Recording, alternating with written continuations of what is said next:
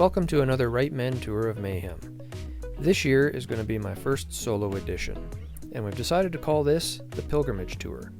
Why the Pilgrimage Tour? Well, that's easy.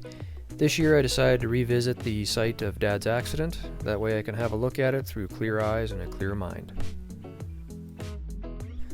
This year's trip is basically a bit of a short loop. Essentially the first day I went from Calgary and I went down to New Denver in the Slocan Valley. The next day I went down and visited Dad's accident site and continued on to Cranbrook on the Crow's Nest Highway.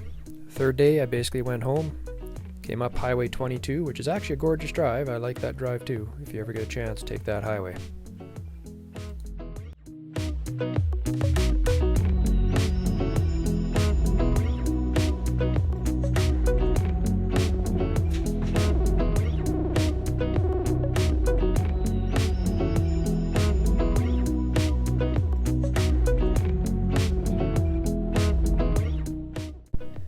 New Denver is actually a really neat little town.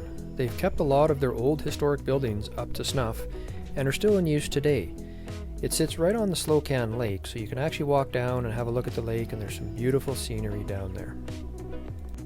When I was through here in 2013, the townsfolk were actually still debating on whether or not they wanted to get a cell tower in the area, so there was actually no cell service at the time I was there. New Denver does have a little bit of a dark history to it. During World War II, when there was a fear of a Japanese invasion, all of the Japanese immigrant residents out on the west coast were interned in the Slocan Valley. A lot of their possessions were basically stolen by the government and auctioned off, and they were interred in these tar paper houses, which did little more than keep a slight breeze out. They were cold in the winter, weeds grew through the floor in the summertime. It was not a very good existence.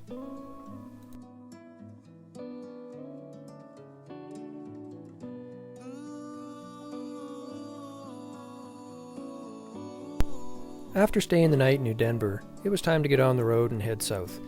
I went through a place called Silverton, which is an old mining town. Guess what they mined there? Silver.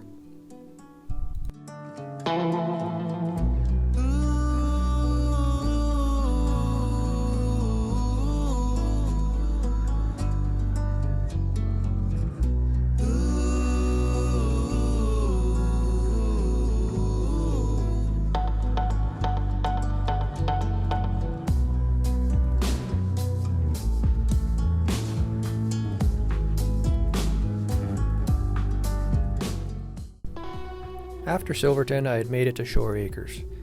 It was a bit difficult to stand on the side of the road and relive that accident yet again, but it actually was really good. It was therapeutic for me. The most difficult part about reviewing an accident like this is realizing that there was absolutely nothing you could have done to prevent it. All of the players involved in this, in all of the universe, had to be in the right place at the right time for this to go down, and it's unfortunate, but that's how it works. As I scouted out the area and wandered around, I turned around and looked in the trees and spotted a cross. As I went to read it, I realized that somebody had put it there for my father.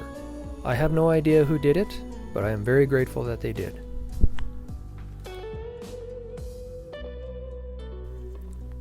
I continued on and spent the night in Cranbrook. The day after that, I rode back to Calgary. The rest of the trip was uneventful, which was fine by me, so I unfortunately do not have any pictures to show. And thus concludes another Wright Men tour of Mayhem.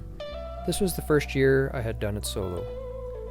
In memory, I've decided to post this picture yet one more time, just in memory of my father.